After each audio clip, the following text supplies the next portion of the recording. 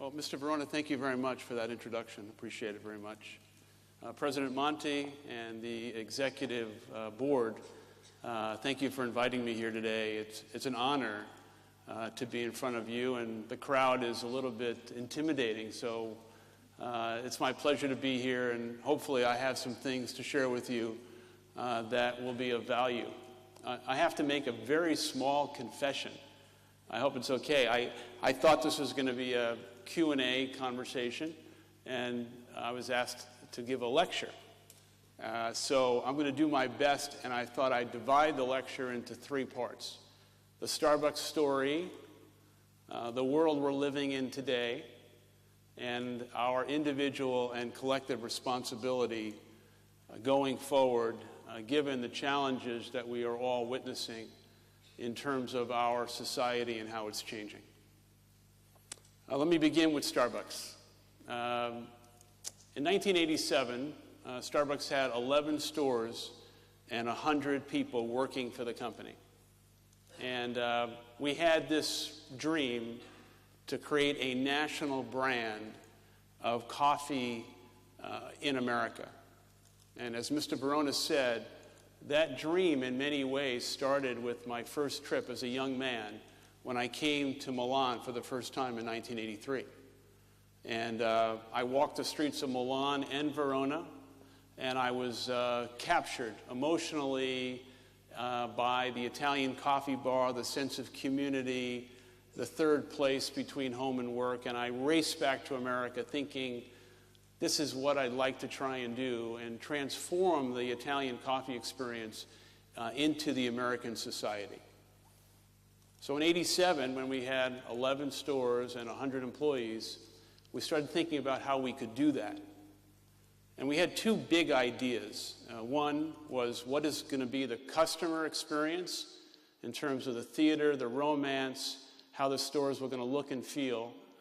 But the second, perhaps, was most important, and that is, what is going to be the culture, the values, and guiding principles of the company?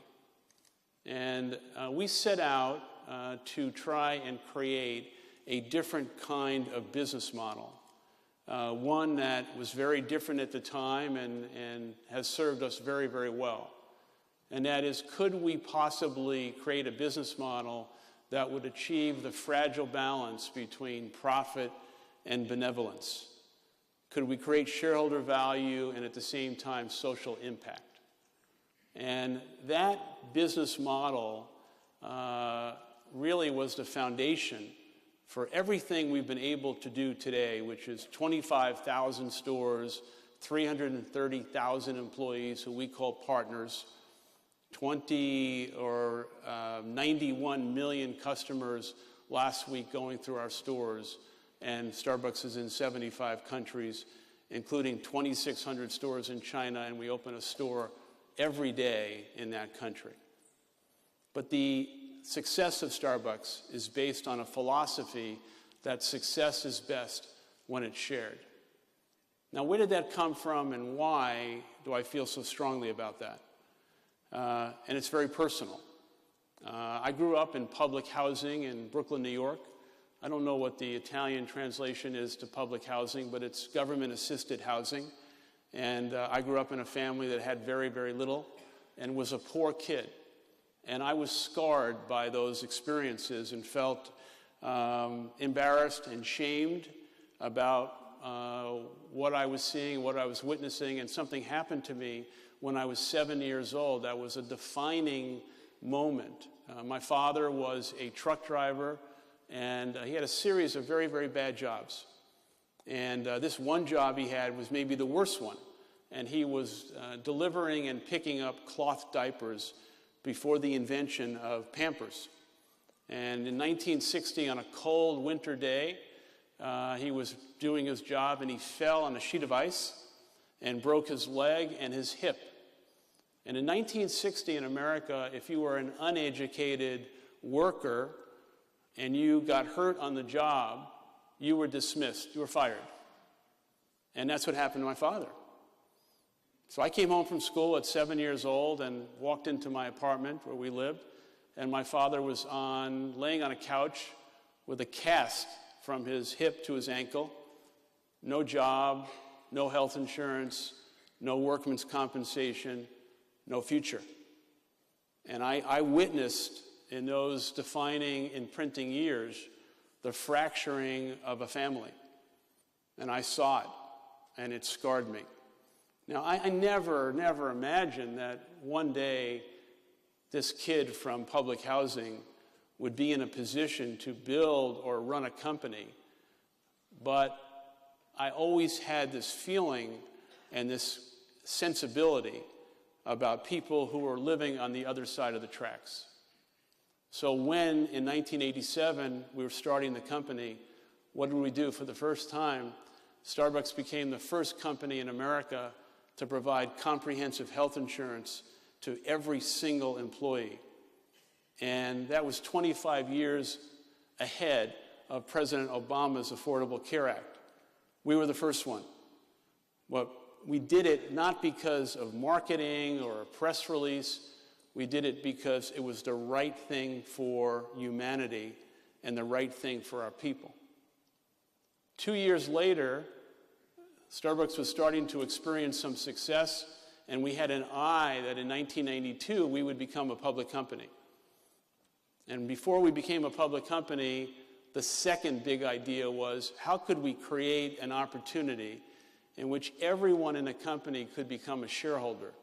Whether you were a part-time worker, whether you were working in our factory, wherever you were in the company, you could become a shareholder. And so we became the first company in America to give equity in the form of stock options to every single employee, and we still do that today. And we did that in 1989 before we went public.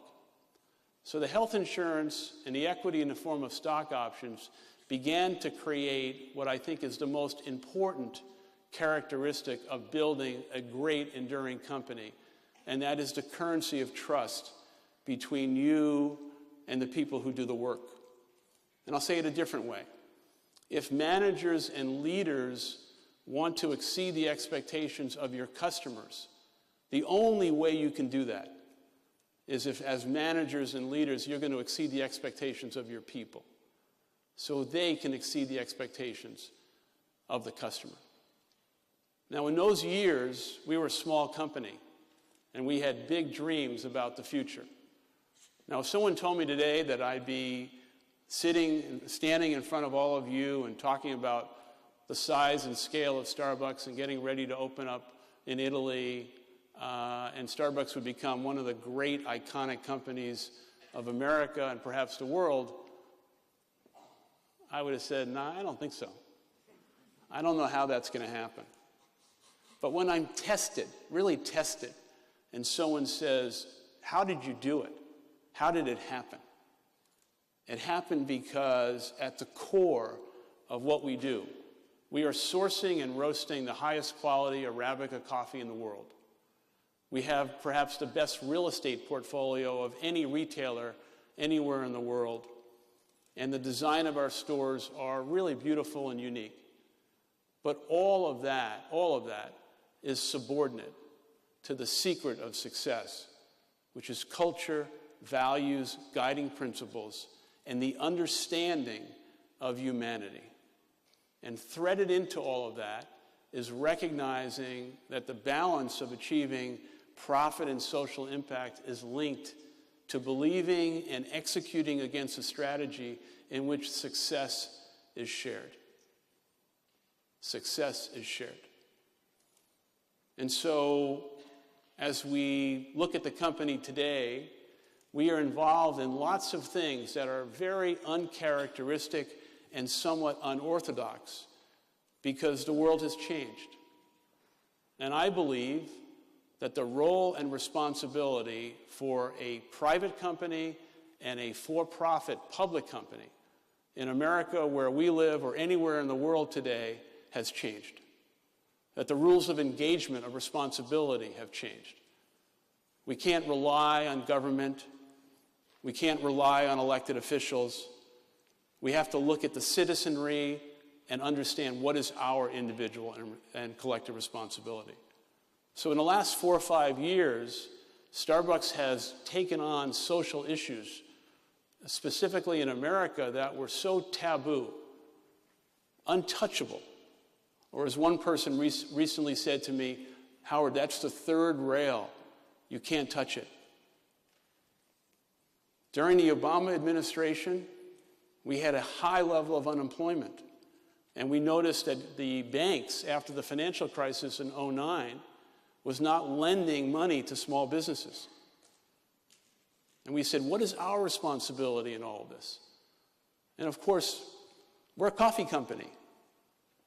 Our responsibility is nothing compared to what the responsibility to the government or the bank. But we said, no. We have stores in every community in America. We see there's so many people unemployed. What can we do?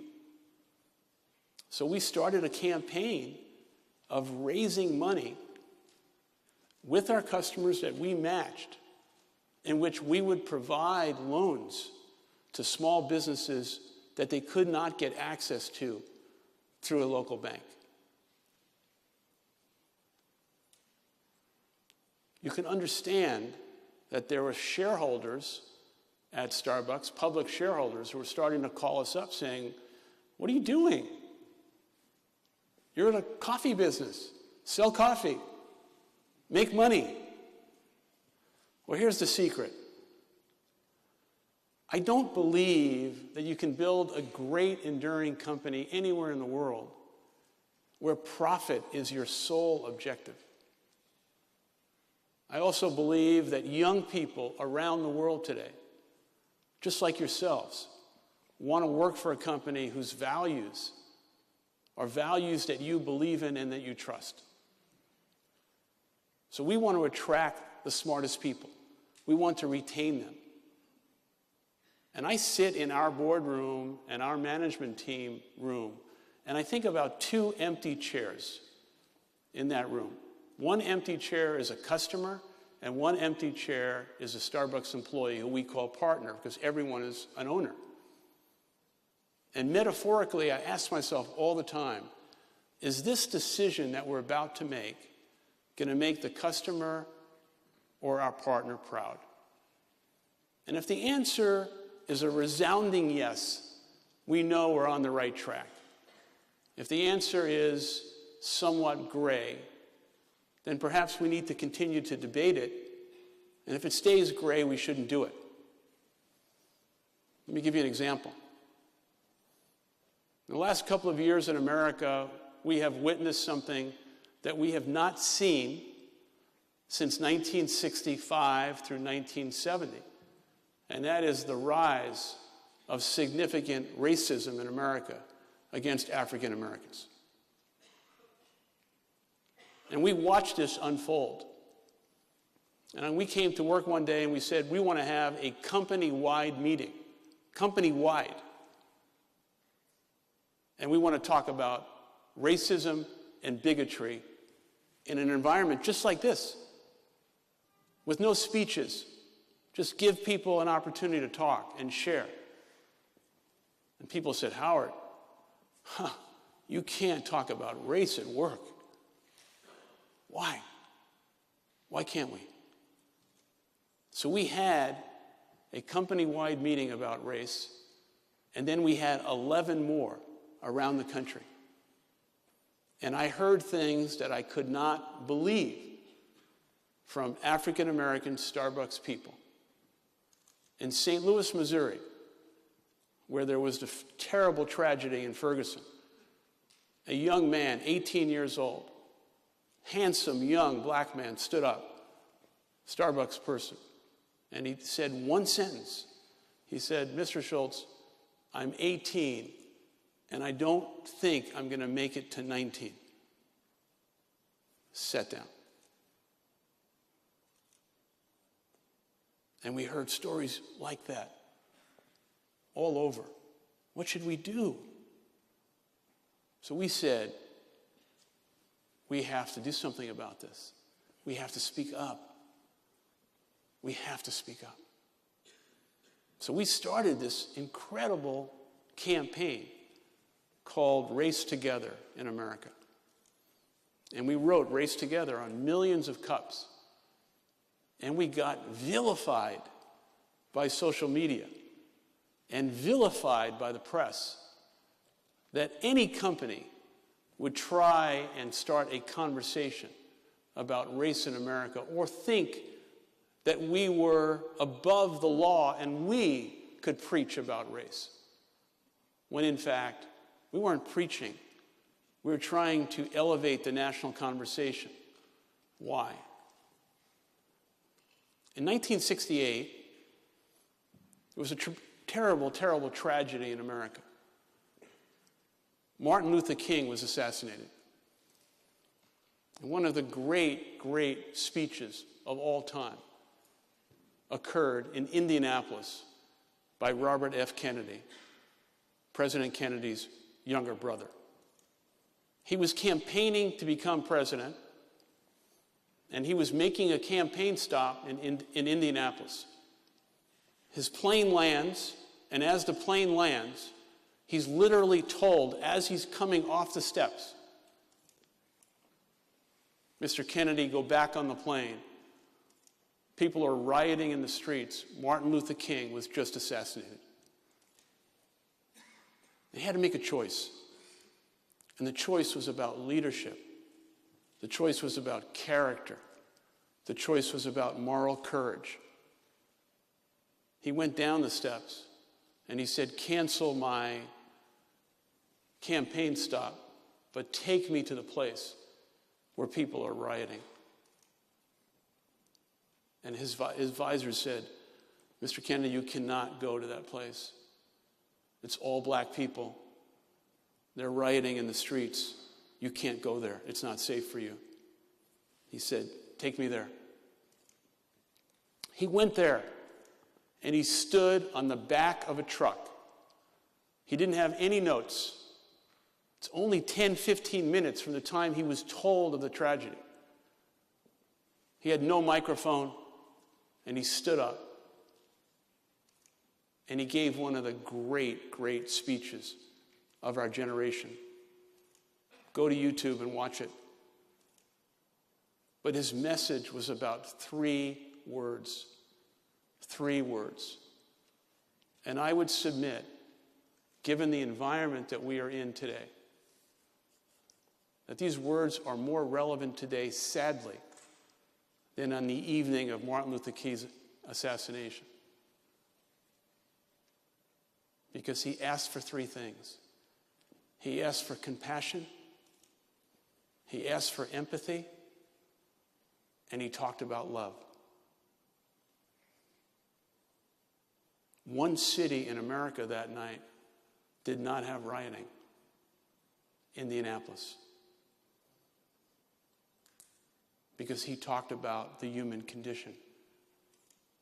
And here we are today with such divisiveness, such hatred, such bigotry, vitriolic statements coming from elected officials, and such a fracturing of trust and confidence in people who we used to look up to as the people with the answers. And there is a great need, whether you are Italian, American, German, Russian, Islamic, Jewish, Catholic, Christian, black, white, male, female, gay, straight, transgender. There's a great, great need for love, humanity, and compassion. And the question for all of us, whether you are a student in Italy or a professor or a Starbucks barista, is what is our responsibility in all this? And history has demonstrated time and time again that one of the evils of the world is indifference. This is not a time to be indifferent. This is a time for moral courage. This is a time to demonstrate your conviction. This is a time to stand up tall for things that are just and right, and stand up against things that we all know are unjust. This is also a time in the world where we can't allow so many walls to be built that divide us. This is a time to build bridges and to extend ourselves to one another, to embrace our differences, and not to allow ourselves to get caught up in thinking or believing that one voice or a collective voice can't make a positive difference in a world that desperately, desperately requires the kind of leadership that young people today can provide. Now, just a few months ago, we had an opportunity to open up a store in South Africa. I had never been to South Africa. I read a lot about it, and certainly we all have read with great admiration and respect what Nelson Mandela has meant to that country and to the world. So I was looking forward to it with great anticipation. Before we opened the 2 stores in Johannesburg, I had an opportunity to sit down with about 50 young people who were going to wear the green apron and work for Starbucks. And it turns out, unbeknownst to me, all 50 of them had never had a job. Their first job. Their excitement and their self-esteem was just extraordinary about the opportunity to serve customers. And as we're talking, they're telling me about where they live. And they're telling me they live in a township. I never heard of a township, never visited a township, but I asked one of them, would it be okay if after work today, I went with you to see where you live? And he was so proud to say, yes, of course. I went to the township, and as I said, I grew up in public housing. I was a poor kid. I have never seen poverty like this. A township is a group of tin, square, 50 meters, maybe even less. No running water, no electricity, no kitchen. And yet, I met his mother, I met his sister, and Victor's family was so joyful, so happy. What I was struck by was, I know a lot of people who are very successful, who are really pissed off, really unhappy, like envious. And here's this family. They have nothing except each other. Getting back to that conversation with those 50 young kids, they kept using a word, an Afrikaans word I had never heard before. And they used it time and time again, and finally I got enough nerve to say, you keep saying this word, what does it mean? The word was Ubuntu. Ubuntu. U-B-U-N-T-U. Ubuntu. Victor, what does Ubuntu mean? Puts a big smile on his face. They're all smiling. And he says, Ubuntu means, I am because of you. I am because of you. This is a time in the world where that word, Ubuntu, means so much because we need to be for each other. So I leave you with that word, Ubuntu, with the understanding that we need to be very mindful of the world we're living in, the individual and collective responsibility we all have to each other, our families, our friends, our society, and to do everything we can not to be a bystander, to be an upstander, to make a difference, and to recognize that we are living right now in a global society where people are going to be asking us, our children, our grandchildren, where were you back then? What were you doing? What did you stand up for? What did you defend?